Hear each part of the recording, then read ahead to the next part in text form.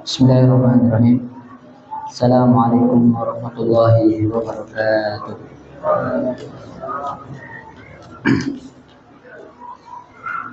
Alhamdulillah, alhamdulillahilladzi arsala rasulahu bil huda wa dinil haqq liyudhhirahu 'ala ad-din kullih walau karihal kafirun walau karihal musyrikun. Asyhadu an la ilaha illallah wahdahu la syarika lah wa asyhadu anna Muhammadan 'abduhu wa rasuluh la nabiyya wa la rasula ba'da. Amma ba'du. Jamaah yang dirahmati Allah Subhanahu wa taala.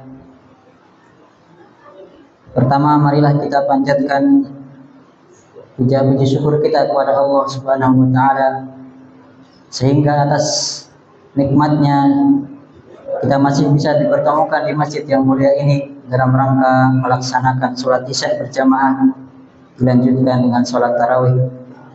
Tak lupa salawat beriringan dengan salam selalu kita haturkan kepada Nabi Muhammad sallallahu alaihi wasallam, kepada keluarganya, kepada sahabatnya, dan semoga kepada kita semua yang senantiasa mengikuti sunnah-sunnahnya. Jamaah dirahmati Allah Subhanahu wa taala. Allah Subhanahu wa taala dan Rasulnya sallallahu alaihi wasallam telah mengajarkan kepada kita semuanya banyak sekali adab Islam.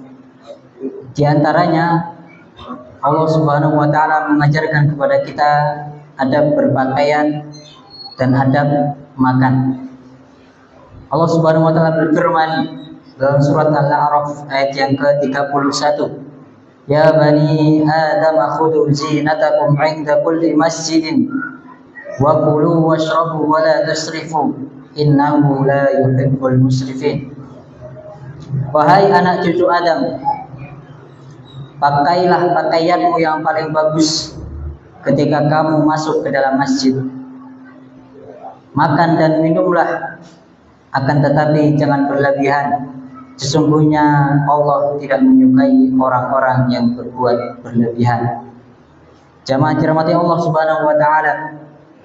Imam Ibnu Katsir dalam kitab beliau Tafsir Al-Qur'anul Azim menyampaikan beberapa poin yang dapat kita ambil dari ayat tersebut.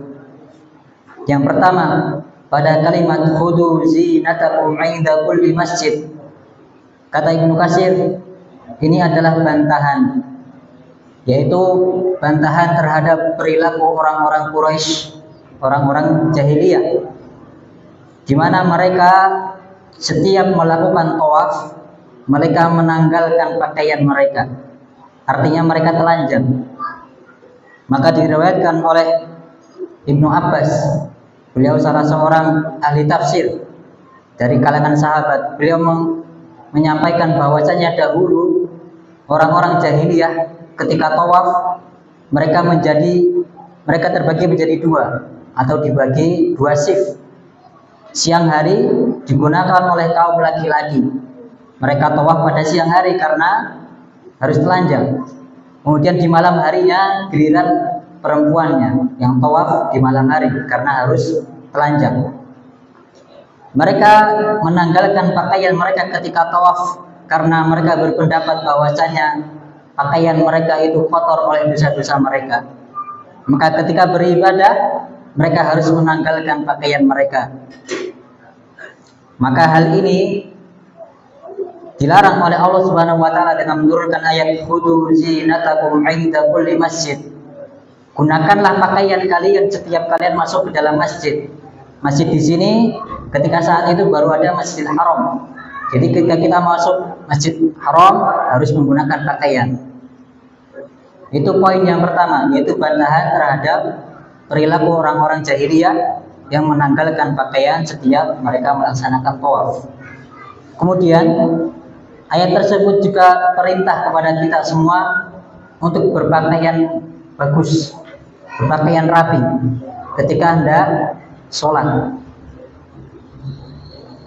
Alangkah baiknya juga kita menambahkan parfum dan bersiwak sebelum datang ke masjid, sebagaimana Nabi Muhammad SAW bersabda dalam hadis riwayat Abu Hurairah, "Laula an nasyqa ala ummati," seandainya tidak akan memberatkan umatku, la amartuhum bisiwak, maka aku akan perintahkan, akan aku wajibkan kepada umat Islam siwak, menggosok gigi. Ma'kulli sholatin, setiap masuk sholat. Hadis riwayat Bukhari dan Muslim. Ya, karena Nabi tahu mungkin sulit kepada kita, maka perintahnya tidak wajib, akan tetapi sunnah. Akan tetapi karena meskipun sunnahnya adalah muakkad, yang dianjurkan. Maka ketika sebelum kita berangkat ke masjid, kita pilih pakaian terbaik kita. Terutama ketika kita berangkat sholat Jumat ataupun sholat Idul Fitri dan Idul Adha. Kemudian jamaah dirahmati Allah Subhanahu wa taala, Nabi Muhammad tidak pernah memerintahkan kepada kita hendaknya memakai gamis, hendaknya memakai jubah, memakai izar, itu tidak pernah. Akan tetapi Nabi memerintahkan kepada kita hendaknya memilih pakaian berwarna putih. Sebagaimana hadis riwayat Samurah bin Jundub, Nabi Muhammad SAW bersabda, "Pakailah pakaian putih. Sesungguhnya warna putih itu lebih cerah serta lebih baik. Dan kafanilah orang-orang mati di antara kalian dengan warna putih." Hadis riwayat Ahmad. Ya, maka ini adalah perintah. Hukumnya sunnah. Akan tetapi kalau kita mampu menggunakan pakaian putih, kita gunakan. Tapi kalau misalkan pakaian putih kita cuma satu, kebetulan kotor dicuci, ya tidak apa-apa menggunakan warna yang lain. Kemudian jamaah dirahmati Allah Subhanahu wa taala, ayat selanjutnya, wa kulu washrabu wa la tusrifu. Makanlah kalian dan minumlah, wala tusrifu, akan tetapi jangan sampai berlebihan. Berlebihan di sini menurut para ulama yaitu sampai-sampai kita sulit untuk beribadah. Ya, maka Nabi Muhammad SAW pernah menyampaikan, ma mala adamiyun wi'aan syarron min batoni.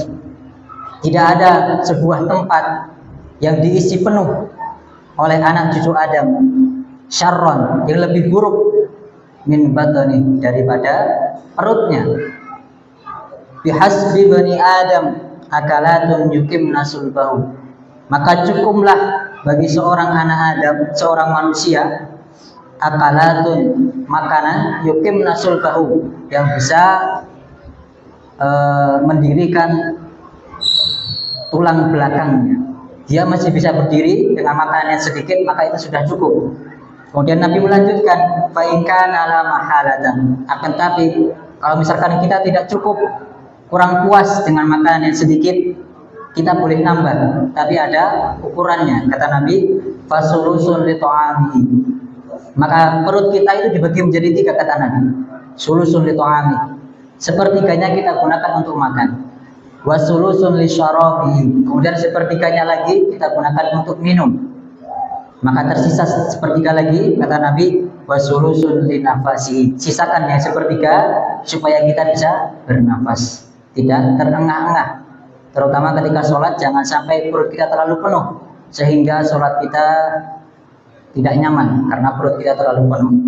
Kemudian jamaah dirahmati Allah Subhanahu wa taala, akhir ayatnya, innahu la yuhibbul musrifin, sesungguhnya Allah Subhanahu wa taala tidak menyukai orang-orang yang berbuat berlebihan. Kata Ibnu Jarir, orang-orang yang berlebihan adalah orang-orang yang menghalalkan yang haram dan mengharamkan yang halal.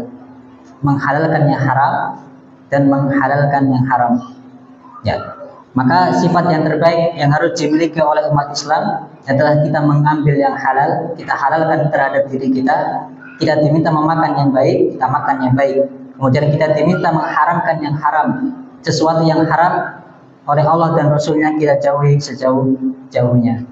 Demikian jamaah yang dapat kami sampaikan, kurang lebihnya kami mohon maaf. Subhanakallahumma wa bihamdika, asyhadu an la ilaha illa anta, astaghfiruka wa atubu ilaik. Assalamualaikum warahmatullahi wabarakatuh.